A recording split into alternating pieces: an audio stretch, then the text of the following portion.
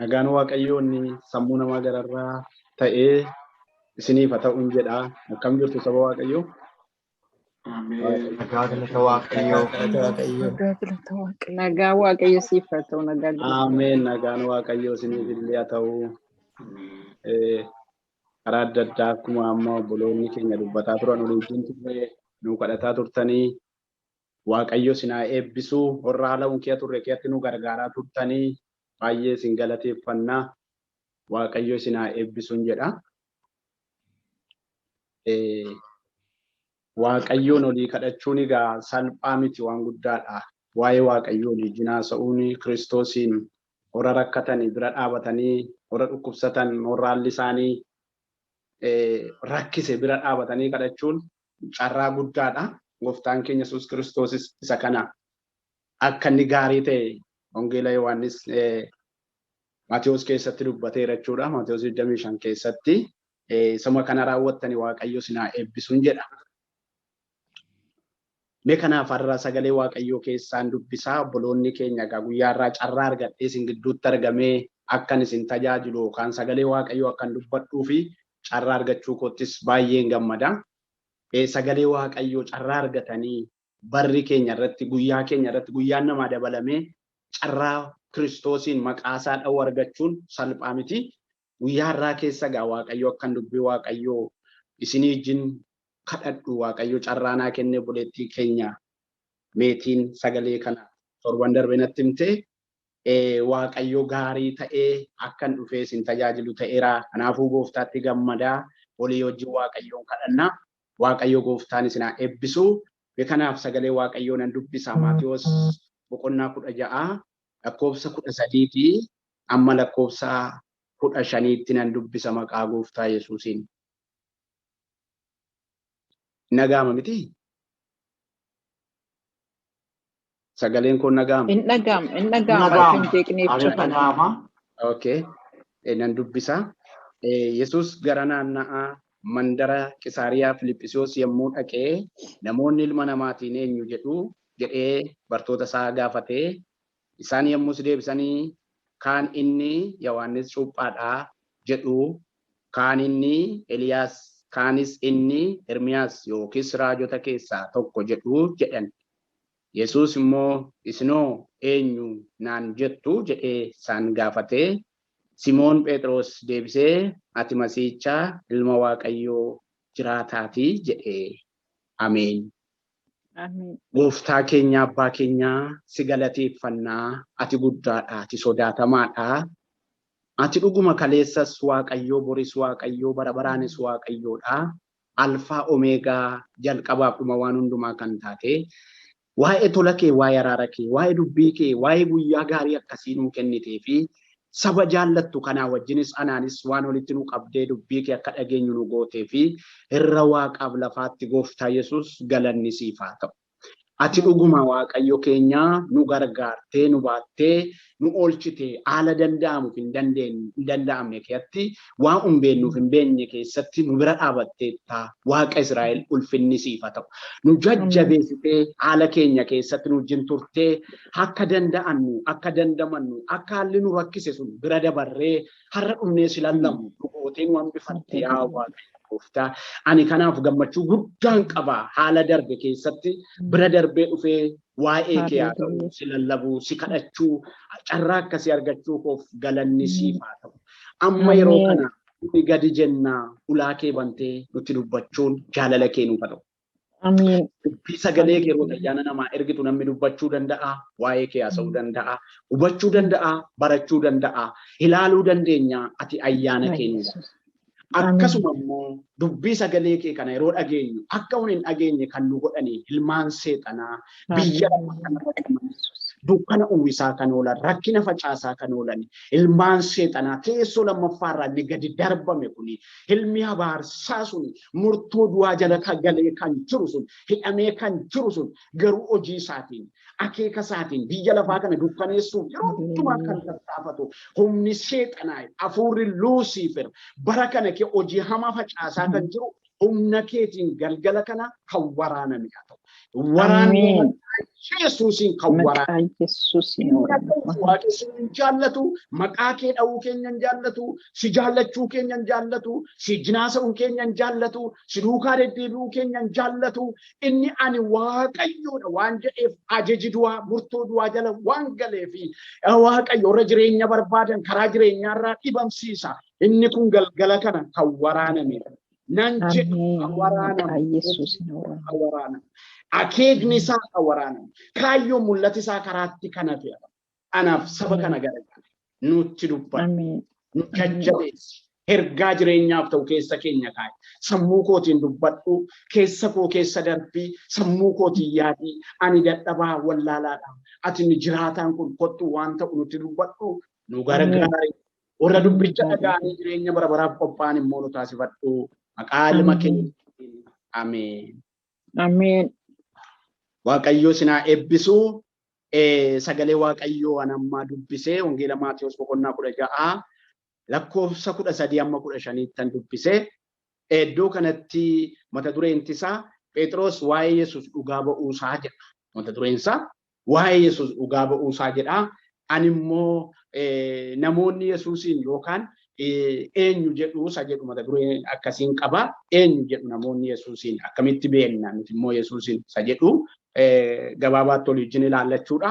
Yesuus Kiristoos biyya lafaa kana keessa akka inni waggoota muraasaaf ture beekamaadha jechuudha. Garuu biyya lafaa kana keessa gaafa ture yeroo tokko akka inni iddoo kana dhufee lallabu argina. Guyyaa tokko iddoo kanatti haasaa akkas jedhu kana yeroo inni taasisu argina jechuudha bartoota isaatiin. Bartoota isaa gidduutti kadhannaadhaanis ta'ee karaa deemuudhaanis ta'ee nyaachuudhaanis ta'ee Yesuus Kiristoos eddi gaafa walitti qabateeti kaasee kadhannaadhaan malee bartoota biraan deemu jechuudha. Kadhannaadhaaf gara gaaraatti ol ba'ee deebi'a. Malee bartootuma wajjin jiraataa isaanuma duukaa deemaa isaanuma duukaa deemee hojjetaa hin barsiisaa isa duukaa deemuu yaada isaa dhaggeeffatu. Iddoo kanatti immoo gaaf tokko immoo haasaa godhe jechuudha Yesuus Kiristoos. Haasaa godhe. Haasaan inni godhe kuni akkas jedhe ilma namaatiin yookaan ilma Waaqayyoo kanaanii namni eenyu jechuu danda'a. Akkamitti beektu jedhee gaafate. Waaqayyoon waa gargaaru akkamitti beektu inni jedhee gaafate. Ani isin gidduus tureera, isin gidduus jira. Isin gidduus deebi'aan jira. Waggoota baay'ee yookaan waggoota muraasaaf isin waliin turreerra. Akkamittan beekamaa? Ilmi namaa isin gidduu jiru kun akkamitti beekamaa jedhu yeroo inni gaaffii kennuuf argina jechuudha. Gaaffii gaafate jechuudha.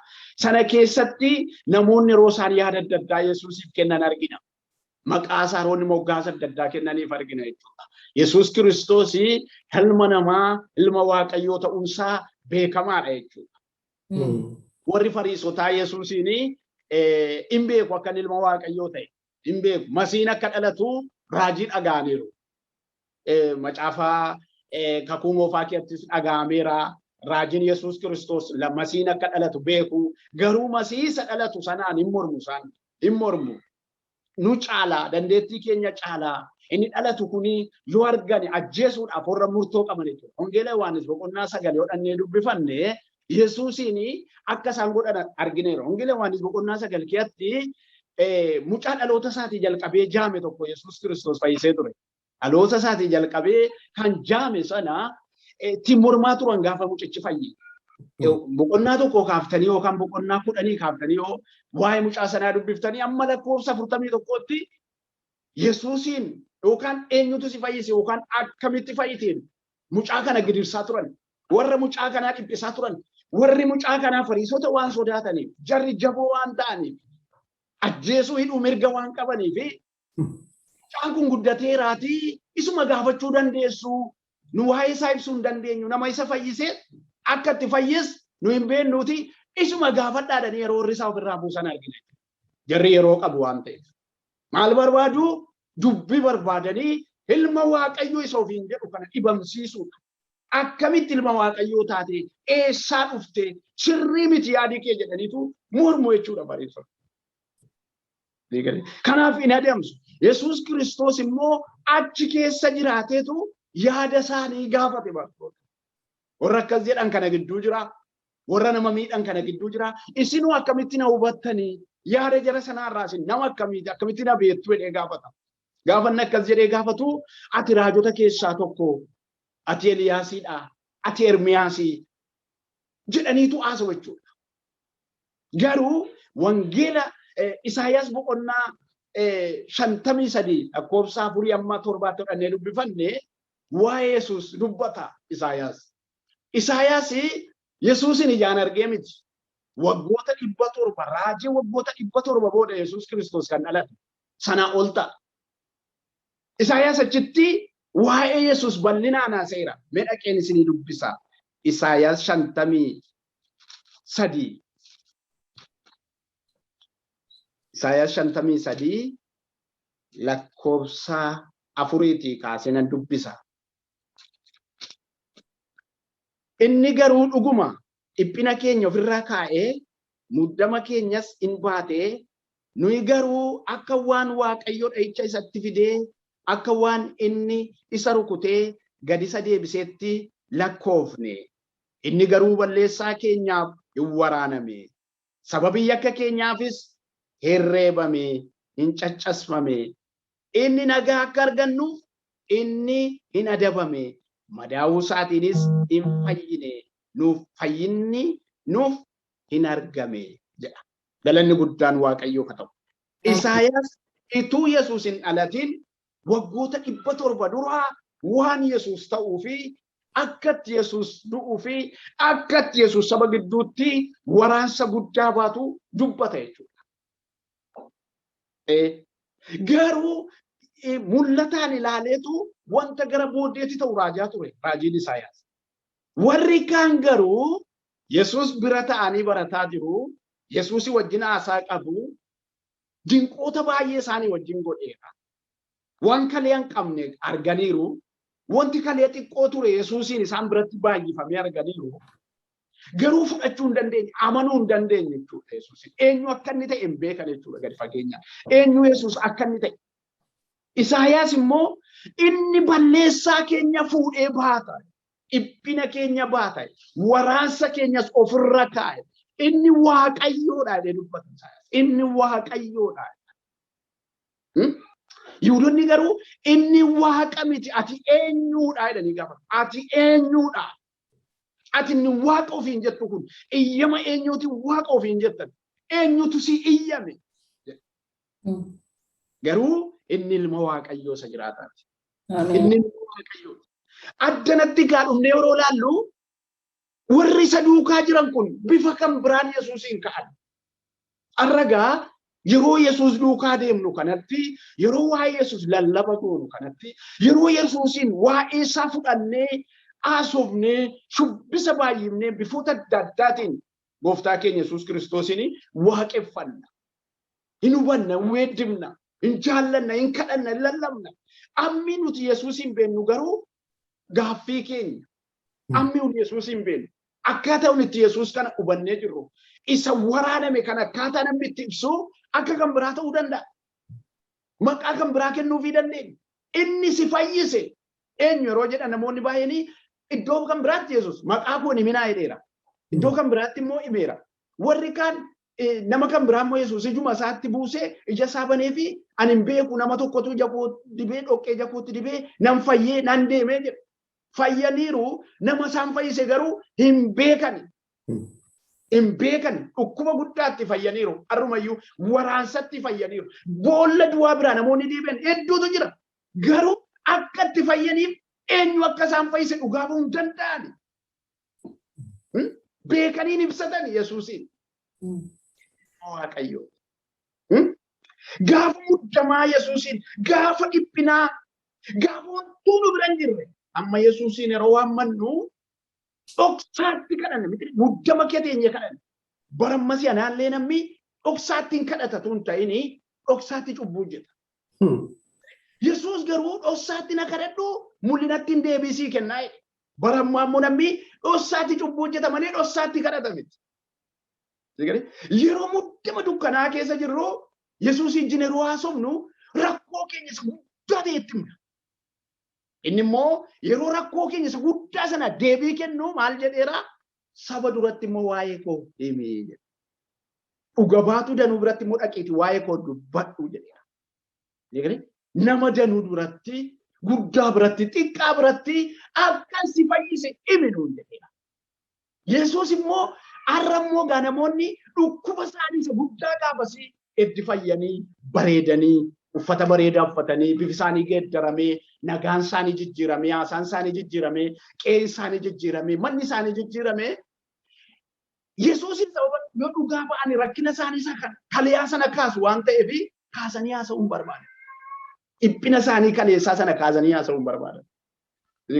Yesuus garuu maqaa dinqisiisaa inni qabu kuni nama kan ta'e hundumaa muddama kiyaabu garuu maqaa isaa beeksisuu danda'uu fi eenyummaa ilma Waaqayyoo kana beekuun kiristaana yookaan lallabaa sadii akka koo kanarra hin eegama. Maqaan Waaqayyoo kan eebbifame ta'u. Isa beekuun baay'ee murteessaa amantii keenya gadi. Yesuusin beekuun isa dhufe sana masiisa ta'e sana ilma Waaqayyoo isa ta'e sana isa dhufee nuuf jedhee waraansa baata jedhee sana. Waraansa baata jedhe. Saayins eddinni du'ee Kiristoos Waaqa guddaa kana lallabaa ture raajii kana himaa ture. Garuu Isaayyaas qaamaan argatu hin ta'ini haala inni dhufee ilmaan namootaaf godhu sababa isaatiin iyyuu Isaayyaas akka fayye dhugaa baachuudha. Sababa isaatiin iyyuu akka fayye waraansi sun dhiphinni sarara ture akka irraa ka'e dhugaa baachuudha. Har'a Yesuusin beekuun baay'ee murteessaadha. Baay'ee barbaachisaadha. Waaqa dinqii kana Waaqa yeroo waaman namaa jinaasa'u kana yeroo namatti dukkanaa'u kana dhufee si biran jira nun jedhu kana beekuun dura. Yeroo haalli bitaa nama harkatti bada. Yeroo wantoonni godhan wallaalamu kana Yesuusin beekuun baay'ee barbaachisaadha. Baay'ee barbaachisaadha. Maqaan Waaqayyoo kan eebbifame haa ta'u. Kanaafuu iddoo kanatti ati Eliyaas jedhan, ati Ermiyaas jedhan, ati raajii keessaayyuu nama tokko jedhan. Ati raajii keessaayyuu nama tokko malee simbeen garuu achi keessa jira namichi janni tokko, namni jabaan tokko, namni waan godhutti jarjaru, namni waan godhutti ariifatu, namni waan godhu keessatti dura bu'uudhaan deemu tokko jira. Garuu yeroo achi dubbatu deebii sirrii kennuu kan beeku namni tokko jira. Phexros inni jedhamu. Phexros inni jedhamu. Keefaa inni jedhamu achi keessa jira jechuudha bartoota sana keessa. Lakkaa inni gadi fageessee hubateera Yesuus. Eenyummaa Yesuus hubateera. Bilchinaan hubatee jira. Maal akka inni godhu maqaan Waaqayyoo kan eebbifame haa ta'u. Mee anaaf Yesuus naa galeera jedhamee si ta'u. Naa galeera jedhame. Nam beeka jedha. Nam beeka. Inni isa du'a na oolcheedha. Dhuguma. Inni isa du'a na oolche. Isa muddama keenya fuudhee fannise. Gaaddidduu du'aa nurra dabarseetu akka of dandeenyu sammuu keenya wantoota dachee kana irratti dhufan dafee cafaqee walitti dachaasee kun salphaadha. Kiristoosiif akka jennu nu dandeessiseera Waaqayyo. Akka jennu nu dandeessiseera. Kun guddaa miti. Akka jennu nu dandeessiseera. Kun xiqqoodha. Akka jennu nu dandeessiseera. Gaafa fuurichi Daawit gaafa dhaqee Saamu'eel dibee kaaseetu gaafa dhaqee Saamu'eel dibee kaasee warra hoolaasaa nyaachuu dhufanii yeroo ajjeesu ija Waaqayyooti yookaan humna Waaqayyoo akka isarra jiru waan beekuufi isan dibame sana caaluu hin danda'u jedha. Wanta hoolaasaa nyaachuu isa caaluu hin danda'u jedha. Gaafa dhaqee Gooliyaad isa dheeraa sana duratti argames nama waggaa 42 lola kee ture, leenjisaa ture, beekaa ture, guddaa ture. Ati sadhannan qabatiniidha jedhee waan. Ati sadhannan qabatiniidha miti ati. Ati xurii sirra jira miti jedhee waan. Akkamitti qulqulloota Waaqayyoo doorsisuu dandeessa? Akkamitti sagaleen sun bichaan ga'a? Akkamitti loltoota Waaqayyoo Waaqa jiraata? Akkamitti doorsifta ati? Ati gatiin qabu. Jechi kun jechi guddaadha. Ganaa dhagaan dha'uyyuu isaan gaafa. Sagaleen sun ajjeeseera Gooliyaadin. Waraanameera Gooliyaad jecha sanaan.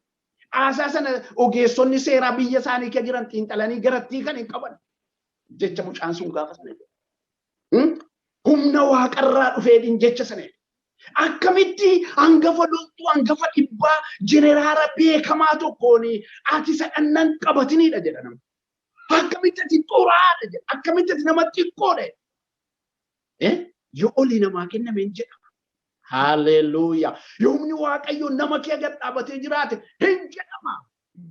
Isa biyya lafaatti gad darbamee jiru kana maqaa Yesuus Kiristoos yoo dhoofte irra dhaabatta bara.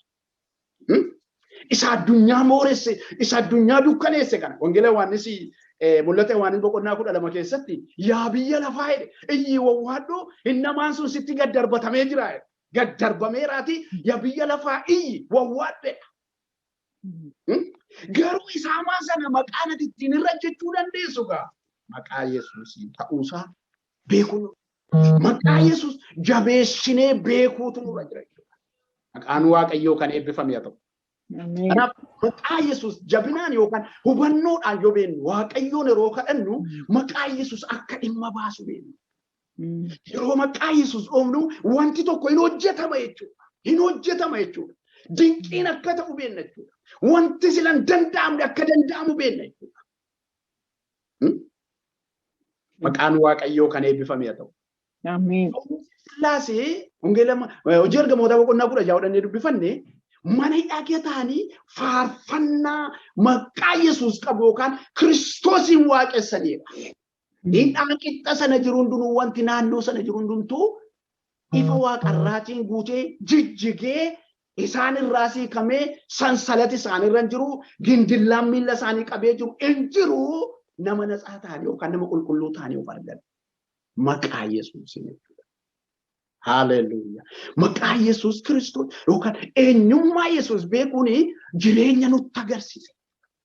Ana kana maqaa Yesuus beekuun yookaan isa amanachuun beekuun akka nama ta'e baruudhaaf eenyu akkan ta'e eenyu akkana uume hubachuudhaaf Waaqayyoon beekuun murteessaa akka ta'e gadi fageenyaan dubbiin Waaqayyoo nutti hima. Maqaan Gooftaa kan eebbifame haa ta'u.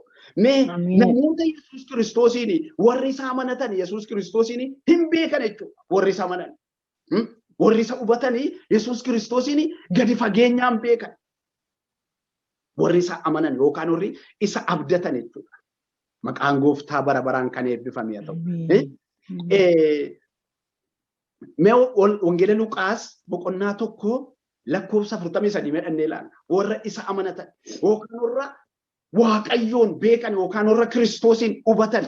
Wangeela Luqaas boqonnaa 1 lakkoofsa 43 medhaqeen dubbisa.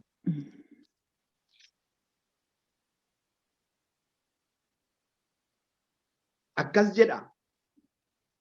Amma garuu ati Gooftaa kootii dhuftee akkana dubbiftu ulfina ammana ga'u eessaanaaf ta'e jette. Maqaan Waaqayyoo kan eebbifame haa ta'u. Amma garuu akka yookaan ati Gooftaa kootii mana koo dhuftee akkana dubbiftuu fi ulfina akkana ga'u akkam naa dhufe jette. Eenyudha isheenii nama akkasitti beektu haadha manaa luba tokkooti. Haadha manaa luba tokko haadha manaa Sakkaariyaas Elsaabeet ishee jedhamtu. Yesuus Kiristoos bara sana keessa reefuu gara Maariyaam keessatti uumame.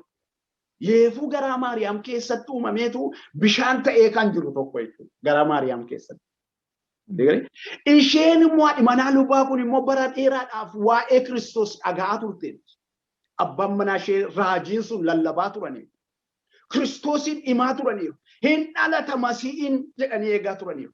Masiisa dinqisiifamaa kana isa imimmaan namarra haqu, inni gidiraa namarraa fuudhu, ilmaan namootaaf dhufeetu akka oolaatti rarraafama jedhanii dhaga'aa turaniiru. Garuu gaafa inni gara Maariyaam keessa buluu kaasee Maariyaam inni garaa koo keessaa rakkoon kun akkamitti narratti ta'uu danda'a? Garbeeliif hamamaa turte. Akkamitti nama akkasii baadhaa? Eessaa naa ta'e kuni jechi kun akkamitti ta'a? Anu ammayyuu hin heerumne, anu ammayyuu abbaa manaa hin qabu. Akkamitti ta'a jettee haasaa turte. Warri Kiristoosin yookaan warri jiraachuu Waaqayyoo beekaniif warri kakuu eeguu beekan garuu gara Maariyaam keessa mootii moototaatu jira jedhanii. Kadhannaa mana isaanii keessaa haasaa mudatu. Mana Elsaabeet faa keessaa gaafa hundumaa mucichi nuuf dhalatu jedhamee kadhatama jechuudha. Inni ifa baatu sun Wangeela Yohaannis boqonnaa 1 keessatti ifichis dukkana nyaataa, dukkana balleessaa, ifa namootaa ture, nagaa namootaa ture isa jedhu sana. Isa kadhatu maal Elsaabeet fa'a. Haleluuyaa. Ameen. Inni kun mana Elsaabeet fa'a keessaa kadhannaa isaanii galgalaaf ganamaati. Masiinin dhalata. Masiinin dhufaa. Waa'ee Masiihaa jechuudha. Kadhannaan mana isaanii keessa jiru waa'ee Masiihii jechuudha. Waa'ee isa dukkana namarraa fuudhu, waa'ee isa dhayyeessaa gaaratti ol baasu, waa'ee isa ijoollee abbaan qabneef dubbatu, waa'ee isa addunyaa machoofte kana addunyaa kana dhufee tooratti deebisu. Mana qulqullummaa bade, jireenya bade, dachee bade kana isa dhufee ilmaan namootaaf jedhee fannootti ol ba'u kana haasa'u. Yeroo achi dhufu akkas jette yeroo Maariyaam dhaqxee ergamaan itti mee Elsaabeet kan jedhamtu biyya sana jirti mana ishee dhaqi maal jedhe yeroo itti himu yeroo ishee dhaqxee alaa waamtu akkatti gadi baatee haati gooftaa kootii mana koo dhufu dinqaa jette dinqiidhe ulfinna mana ga'u kun akkamitti naaf kenname jette. Oh haleluuyaa haleluuyaa Ameen. haleluuyaa yoo waaqayyoota yoo Kiristoositti amante wantoota ta'u wantoota dachee kana irratti dhufu yookaan ulfina waaqayyootu laphee kee keessaa galagale. Ulfina waaqayyo arganiitu hin ta'in lafatti Yesuus hojjechaa jiruu fi akkatti Yesuus hojjechaa jiru laphee keessan keessatti beekuu dandeessu jechuudha eenyummaa Yesuus beennaan. Haleluuyaa. Maqaan waaqayyoo kan eebbifame haa ta'u. Akkamitti ulfina mootii kun naa ta'a? Ulfina mana ga'u kun. Jecha mana ga'u, haasaan mana ga'u, mootiin moototaa akkamitti haati isaa mana koo dhufuu dandeessa. Carraan kun naaf ta'eera. Ani baay'ee gammadeera. Yeroo ati dhuftee balbalaan waamtu iyyuu mucaan garaa koo kee jiru ka'ee utaale hin dhiitate inni dubbachuu jalqabe soqossuu jalqabe. Mucaan garaa koo keessa jiru iyyuu hin utaale. Haleluuyaa. Haleluuyaa. Achi garaa ishee keessas nama kakuutu jira. Nama kakuutu jira. Jarri dhata qabu. Jarri dhata qabu.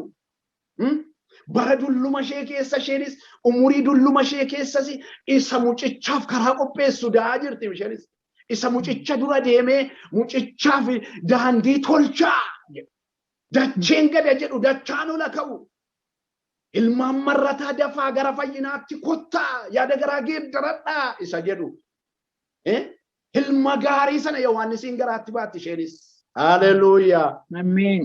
Haleluuyaa. Yeroo dubbiin waaqayyoo dhufu keessa keenya ilmi kakuu sun ol ka'uu qaba. Ilmi kakuu sun keessa keenyaa ka'uu qaba. Ilmi kakuu sun keessa keenyaa yeroo ka'u jireenya nutti agarsiisa jechuudha. Ija keenya nu ibsa jechuudha. Maqaan gooftaa kan eebbifame haa ta'u. Ameen. Kanaafuu baay'ee gammadde Elsaabeet. Akkamiin beekte gaa hubannoo kana beekuun eessaa dhufe gaa waaqayyo wajjin haasa'uurraa dhufe. Akka isheen garaa keessatti hubattu kan ishee godhe ilma waaqayyoo Maariyaam baattee akka dhuftu kan ishee hubachiise sagalee dhaga'uudhaan waan kadhatamu dhaga'uudhaan jecha raajonni dubbatan hubachuudhaan macaafa qulqulluu dubbisuudhaan wantoota kadhatamaa oolu beekuudhaan har'a sagalee dachee keenya irratti darbe ammam akka yaadannu ammam akka yaadannu sagalee waldaa keenya keessatti waaqayyo dubbata. Ergaa waaqayyo waldaa keenyaaf dhaame biyya keenyaaf dhaame addunyattiif dhaame amma yaadannu ammam keenyatu akka beennu maal akka waaqayyo jedhee ture yaadannu jechuudha. Elsaabeet garuu bara dheeraa eegaa waan turaniif yaadannu. Bara dheeraa eegaa waan turaniif mootiitu dhalatadhanii dulluma isaanii keessa dhufee miilla isaanii bira ga'e. Akkuma wangeela Luqaas kana keessatti immoo inni tokko immoo lubi tokko immoo maal jedhe ijaan arguu qaba. Sa'aatiin ijaan argattiin biyya lafaa kana kee adeemuu qaba kan jedhe lubi tokkos ture. Kakuu eegaa kan ture. Kakuu amanuu kan beekan wanta waaqayyo dubbate qalbeeffachaa kan deeman yaada garaa isaanii kana naqachaa kan deeman isa waaqayyo dubbateen jajjabaachaa kan deeman akkas ta'utu nurra jira. Yoo akkasin ta'u ta'e sheexanni barammaa kana qaracitii minaanni keessaa namme gadi galagalchanii urgufu. Qaracitii minaan keessaa yeroo nannu gadi galagalchineetu wanta itti qabate kee urgufu. Sheexanni biyya lafaa kana kee deebi'ee amantii nama kee urgufaa jira, abdii nama kee urgufaa jira. Jireenya maalii qabda namaan jedha sheexanni irra. Biyyi lafaa dukkanaa jira. Ati garuu ergaa biyyi lafaa dukkanaa'u jedhu qabda. Ergaa manni kee diigamaa jira.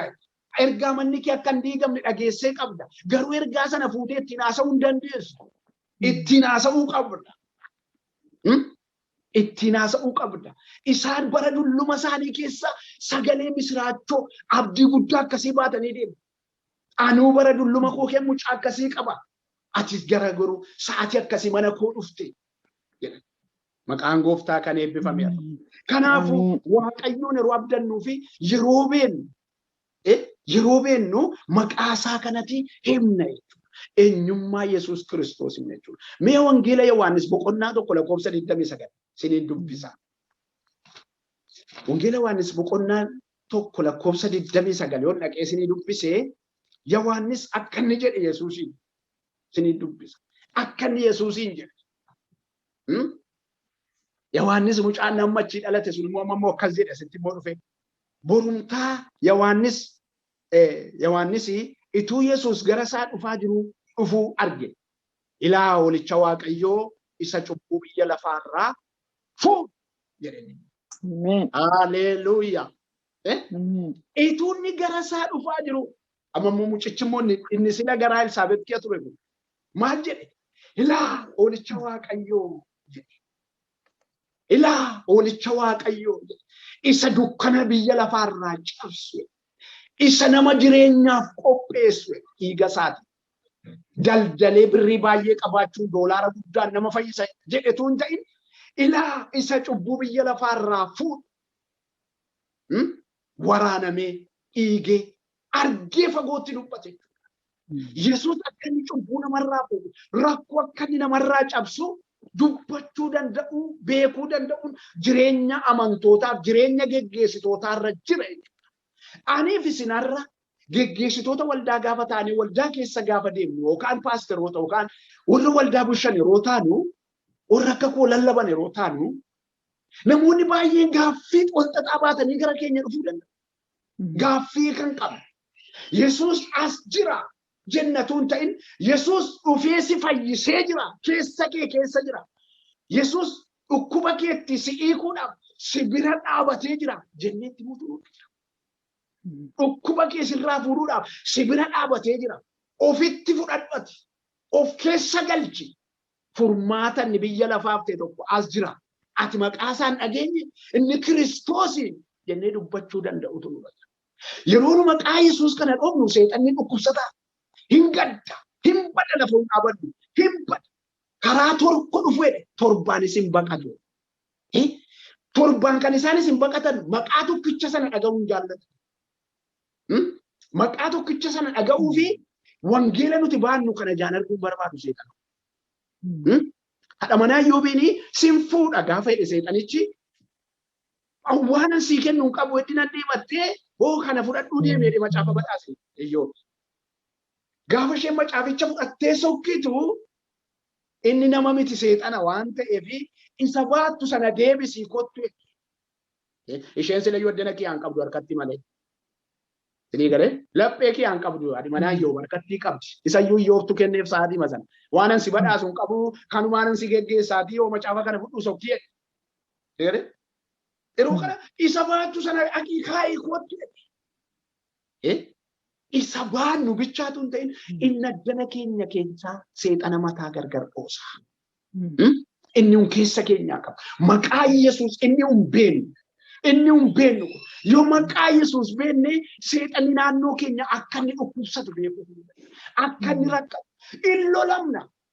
Iddoo lolaatti nu geessa seexan. Dirree lolaa keessa dhaqee nu galcha. Haala adda addaan dirree lolaa keessatti argamuu dandeenya. Qorumsaan machoofnee kee dhaabachuu dandeenya. Qorumsa haalli isaa walxaxaa keessa gallee of arguu dandeenya. Garuu abdii keenya isa jiraataa kanarra isa waraansa baate kanarra yoo keenyu abdiin keenya aareffameetu isa sana gadhiinnee keessaa baanee dhuga baatuu ta'a. Sababni lolamneefuni Kiristoos gannu dhiise. Sababii lolli nutti dhufe, sababii danqamne, sababii haalli keenya yeroo sana akka uni kolfinu nu gochuu didee fi Yesuus gannu dhiise. Dhuga baatuu taana. Achi waan dirree galataatu, dirree dhuga ba'umsaatu qophaa'amaa jira. Yeroo qorumsatti gallu iddootti dhugaa ba'anii waltajjii dhuga ba'umsaatu mijataa jira. Ati immoo nama waltajjii dhuga ba'umsaaf qophaa'u ta'utu jira yeroo waraansa kee qabu. Na fudhadhuu deemi jetta miti. Yesuus ammoo ganna dhiise. Silayyuu nan beeku ittumaayyuu nan raanfate jennaan. Yesuus kun gooftaadha. Yesuus kun Waaqayyoodha. Inni dhuga ba'umsaaf nu qopheessa yeroo qoramu. Maqaa Yesuus kana maqaa calluma jedhamee waamamu. Maqaa isa dibamee kana yeroo kaafnu maqaa jireenyaa ta'uusaa beekuutu nu fayyada. Haaleluyyaa. Saba Waaqayyoo dhageessanii kan ayyaanuu ta'u Kiristoos irraa barachuudhaaf warri fuula Waaqayyoo dhuftan jechuudha. Mee kanaaf wangeela Yohaannis boqonnaa 17 lakkoofsa 3 dhaqeen isinii dubbisaan gara gabaabsuutti deemaa jira. Wangeela Yohaannis boqonnaa 17 lakkoofsa 3 dhaqeen isinii dubbisa. Waaqayyo isa tokkicha sana dhugaa Yesuus Kiristoos si Waaqayyo isa tokkicha sana dhugaa Yesuus Kiristoos isa ati ergite beekuun isaanii jireenya bara baraati jedha. Maqaan Waaqayyoo kan eebbifame haa ta'u. Ameen. Ergite sana yookaan Kiristoos isa ergamee dhufe sana beekuun gabaabaadhumatti jireenya bara baraati jedha. Beekumsa jireenya bara baraa maqaasaa beekuun jireenya bara baraa akka ta'e dubbiin Waaqayyoo gadi fageenyaan. Yesuus Kiristoos yeroo dubbii kana dubbatu deemuuf jedhe. Biyya lafaa kana biraa deemuuf jedhe. Warra naa kennite jedhee kadhataa. Warra naa kennite. Warra isaan bira ture. Warra wajjin deddeebi'aa ture. Ati sababa isaaniin jaallatteef anaan gad ergite isaaniif. Ani immoo sababan isaan jaalladheef lubbuu koo isaaniif kennuuf qophii xumureen jira. Garuu jedhu warri maqaa sana beekan jireenya bara baraa of harkaa qabu. Haaleluyyaa. Nu warra jireenya bara baraa of harkaa qabu. Warra gabaa kisaaraa deddeebi'an. Warra deddeebii kisaaraa deddeebi'an. Warra abdii kisaaraa qabu abdatan. Wanta bor ija nuu ta'u, wanta bor ulfinatti nu ceesisu gooftaa ulfinaa kana qabnu. Kan eebbifame haa ta'u. Raajonni yookaan ergamoonni Waaqayyoo ergamoonni bara kakuu haaraa kana keessa hojjetaa turanii yeroo hiriyyaan isaanii inni kan biraa isaan biraa du'u zayita danfifamaa kebu Isxifaanos yeroo inni dhagaan du'e warri kan biraa sa'aatii sana deebi'uu danda'u turan garuu jireenya bara baraa ta'uu isaa hubatan. Isxifaanos yeroo isaan reeban deebi'anii galuu danda'u turan fagoon deemu. Fagoon deemu. Namichi yeroo sana isaaniin kenne immoo dhufetu ani Yesuusiifan morma koo kennaa. Phaawulos morma koo kennaa. Nam beekuu qaba jedhetu hin ta'in itti mul'atee akka inni of beeku gaafachii ka'u garuu ani aajisan ture. Ani nama akka saree du'aa lafaana kaasee na ergate Waaqayyo ni kennamutti ga'e. Jireenya bara baraa of harkaa galfate jechuudha Phaawulos. Maqaan gooftaa kan eebbifame haa ta'u. Kanaafuu Yesuus Kiristoosiin yeroo beeknu jireenya bara baraa of harkaa qabna. Inni tokkoffaan maal jedhee Yesuus Kiristoos eenyu naan jedhu jedhe. Yesuus Kiristoosiin beekuun ulfina tokkoffaan. Inni lammaffaan jireenya bara baraati. Inni sadaffaan ulfina ittiin arganne nuti Yesuusiin. Kabaja ittiin arganne nuti Yesuusiin. Inni sadaffaan ulfina ittiin arganne, kabaja ittiin arganne, hin jaallatamne nama biratti. Teessuma arganne nuti Yesuusiin nama biratti. Warra haasaa beekan taane nama biratti. Warra teessumi kennamuuf taane nama biratti. Nu nama gatii hin qabne ture garuu. Firooma Yesuusiin garuu dhumneetu eessa galle waltajjiitu nu qophaa'ee nu eege. Warra waltajjii kee dhaabatan ta'a. Maqaan Waaqayyoo kan eebbifame haa ta'u. Yeroo Yesuusiin kennu waltajjiitu nu kennama. Dirree ulfinaatu nu kennama jechuudha. Cal jedhamee miti jechuudha. Cal jedhamee miti jechuudha. Har'a Yesuus Kiristoos kana beekuudhaaf gama birriirra, gama dandeettiirra, karaa sanarra dhufe Yesuus Kiristoositu ta'ee fagoo jirrata. Fagoo jirrata. Hin beennu maqaa kana dhaga'u wanti akka hundanneessa beenu nu godhu hin jiru karaan hin jiru. Garuu inni yeroo dhufeyyuu warra karaa irraa badanii fi warra dadhaboota ta'aniifan dhufe. Warri dadhaboota ta'an kunoo dirqama isaanii isa beekuunu barbaachisaa akka ta'e dubbiin Waaqayyoo. Dirqama isa beekuun barbaachisaa akka ta'e. Meegaa wangeela Maatiyos kana boqonnaa 16-18 kan hodhannee nutti beeka. Waa'ee jarammaa argina. Warra maqaasaa beekan kanaan waa'ee Yesuus. Warra maqaasaa beekan kanaan yookaan nama Yesuus Kiristoosiin ati masii jedhee ibse kanaan waan waaqayyo jedhe yookaan gooftaan keenya waan ni jedhee mee in argina gara gadiisaatti mee 18 kaaftanii yoo ilaaltanii maal jedhe ati jedhe kana irratti Yesuus deebisee yaa Simoon ilma Yoonaas ati kana kan ayyaanomteedha kana abbaa koo isa waaqarraatu sitti mul'ise malee yaada nama foonii sitti hin mul'ifamne jedhe. Maqaan waaqayyoo kan eebbifame haa ta'u. 17 kaaftanii dubbiftan 17 maal jedhee kana ati kana ayyaanomteedha tokkoffaa. Inni lammaffaan immoo kana ofii beekte miti abbaa koo isa waaqarraa sitti mul'ise. Firoomni abbaasaa wajjin beeke immoo maa inni Kiristoosin argee amaneeti. Warri Yesuus Kiristoosin amananii warra abbaasaa amananii. Warri Kiristoosin beekanii warra abbaasaa beekaniidha jechuudha. Warri abbaasaa beekanii warra Yesuusin beekan ta'u jechuudha. Kanaafuu kana namni sitti hin mul'ifne abbaa kootu sitti mul'ise. Ati kana waaqarraa argatte carraa kana. Carraa kana argattee maqaa koo kana ibsuudhaan masii jettee ati ilma waaqayyoo jettee ati isa dibame jettee ibsuudhaaf carraan kun waaqa biraa sii dhufe. Kanaafuu ati ayyaanomteetta. Hallelujah. Meesin ayyaanumeera jedhame. Warri Yesuusin lallabdan, warri waaqeffattan, warri abdii godhattan, warri haala kam keessatti Yesuus duukaa deemtan gabaa kisaaraa keetu jirtanii. Gabaa dadhabinaa keetu jirtanii, wallaalummaa keetu jirtanii, namoonni baay'een isin bira darbanii warri Yesuusin qabatanii adeemtan mee gammadi manni kee gadi miti olma. Hallelujah. Amen. Olmalee gadi miti manni kee. Manni kee hin bareeda malee hin fokkisa miti. Kee bareecha Yesuusin beeku. Dhala kee bareecha Yesuusin beeku. Ati kana ayyaanomteedha. Ati kana ayyaanomteedha. Warri Yesuus Kiristoosin baattanii adeemuu beektan, abdii godhachuu warri beektan, akkuma misaa firaatiin yaa sammuu keenya kee jiru yeroo isaatti itti deemnu Yesuus Kiristoosin warri keessa keenya naanneffataa oollu mana keenya keessatti abbaan keenya Kiristoosin yeroo lallabu un immoo ijoollee hiyyeessaa fakkaannee uffatuma tokko waggaa meeqaffannee yeroo deemnu gabaa kisaaraa keessa waan jiran fakkaata. Warri Kiristoosin lallaban sun hiyyeessa waan fakkaatan fakkaata. Garuu isaa akka isaan isa lallabaniif yookaan ijoollee isaanii fi ayyaanni isaan ittiin guddataniif akka isaan itti nama ta'an waaqarraa dhufe jechuudha. Hallelujah. Mi gammadaas warri waaqayyoo duukaatuu deemtanii maqaa Kiristoos kana hubattanii isinii galee lafa kaa'uu diddanii isinitti minyaa'ee jaallattanii mararfattanii jaalallee godhattanii hiriyyaa godhattanii fira godhattanii mana kee gaafa hundumaa Yesuus yeroo isinitti tolu Yesuus yeroo qabaattan Yesuus yeroo waa dhabdan Yesuusin fida jettanii ijoollee kee kan itti sossobdan isin gammada. Hallelujah. Isin gammada. Wangeela waan boqonnaa 17 lakkoofsa 3 irratti mootummaa waaqayyoo beekuudha kan isaanii ta'eera waan ta'eef. Gammada isin gadi miti ol malee ituu Yesuusin lallabdanii yeroon isinitti dhume abdiin keessan haalli keessan waan keellaattafaa fakkaate gammada. Yesuus arra mana keessan keessa jira. Aasaa gaariidhaan ilaalcha bareedaatiin waamanii ol jalaa waachuutiin afaan tokko dubbachuutiin aasaa namni tokko kaase aasaan kee kun natti toleera aasaan kee kun hiika qaba jedhanii aasaa nama tokko maatii tokko kee aasaan tokko yeroo qabu irratti yeroo namni 2-3 irratti olii galu Yesuus tachina jechuudha.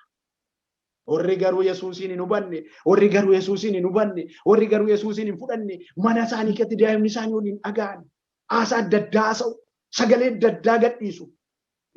Waan tokko kaasanii waliin galin ga'u. Warri kan Yesuus garuu akkasumatti araansaan isaanii fayyisaan isaanii isa kana. Karaa sirreessaan isaanii isa kana. Jireenya bara baraa ta'uu Yesuusin beekaniiru jechuudha. Kanaafuu isaan hin ayyaanomtanii jedha dubbiin Waaqayyo. Maqaan isaa kan eebbifame. Akkas jedhee lakkoofsa 18 irratti 16-18 irratti akkas jedhee gaa. Ani sittan hima akkuma Phexros jechuun dhagaa jechuu ta'ee ati dhagaadha. Anis dhagaa hin sochoone kanarratti waldaa koo nan ijaara. Gooftummaan humni du'aasi matumaa waldicharratti humna hin godhatu. Inni immo'amus jedhe. Maqaan isaa kan eebbifame haa ta'u. Maal jedhee ati eddi isa beettee jedhe. Ati isa beektee. Ati Phexros jechuun dhagaa akkuma ta'e yookaan dhagaa jechuun akkuma ta'e kana dhagaa jechuu kana irratti immoo dhagaa kana irratti immoo waldaa koon ijaaraati. Waldicha irratti immoo wanti tokko humnaan qabu. Wanti isa jissu hin jiru. Wanti isa diigu hin jiru. Wanti isa balleessu hin jiru. Wanti isa caccabsu hin jiru. Wanti isa irratti immoo hin jiru. Waldaa jechuun Kiristoos Phexrosin dhuunfateera jechuudha. Phexros mucaa jireenya bara baraa ta'ee jira jechuudha. Phexrosin namni tokko jissuu akka hin dandeenye Yesuus jala mureetti mee deeme jechuudha. Yesuus goyyoonfamuu akka hin dandeenye jala mureetti mee deeme jechuudha. Mana koon sirratti ijaarame. Waldaa koon sirratti ijaarame. Waldaa isa biyya lafaa kanarraa sababa Yesuus Kiristoos yookaan sababa Phexrosiif lallabamaa jiru sana duwwaa miti. Phexros hin jinne. Phexros hin diigamne. Biyya lafaa kanaaf harka hin laanne. Waldaan suni hin mo'e malee hin mo'amne jechuudha. Phexros ituu Yesuusin lallabuu ituu Yesuusin dhaabatee masii jechaa jiru morma isaa dhaqee billaaf kenne jechuudha Phexros. Dhaqee morma isaa billaaf waldaa sana irratti yookaan waldaan jedhe dhagaa sana irratti du'i arfii hin godhan. Du'i humna hin godhan. Jechi moototaa hin dandeenye. Hariyatamni hin dandeenye. Gidiraan hin dandeenye. Wantoonni ta'an hin dandeenye.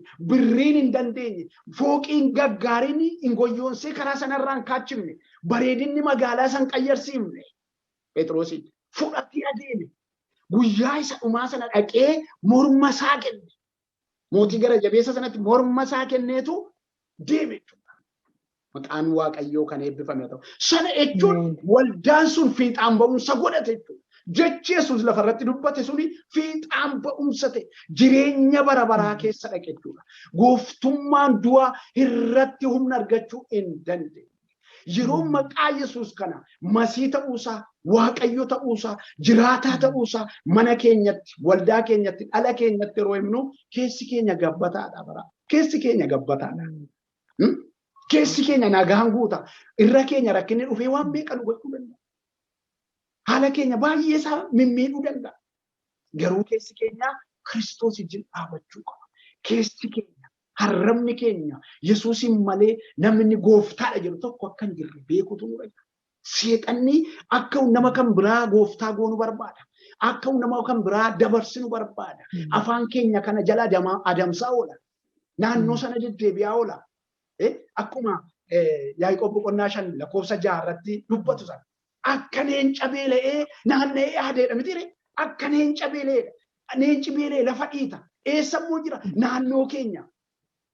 Inni yeroo naannoo keenya lafa dhiitee gururi'u sana uniif Yesuusin walitti naquu barbaada. Maqaa kan akka hin qayyarree waan nu barbaada. Nu rakkise, nutti balleesse akka hin jennu barbaada. Nuti garuu mucaa jireenya bara baraati. Yesuusin beekuun jireenya bara baraati. Warri Yesuusin ituu lallabdanii gabaa kisaaraa kee jirra jettan waaqeffattanii duukaa deemtanii abdattanii isa duukaa jiraattanii isa duukaa socho'aa jirtanii haalli koo gaarii miti jettan inni haala sirreessu waaqarraa sii dhufan jedhan. Keessi keenya gabbuu qaba. Hallelujah. Kanaafuu Kiristoosin ofirratti moosifnee maqaa isaa akka waamnu Waaqayyoo inni guddaan nu gargaaru.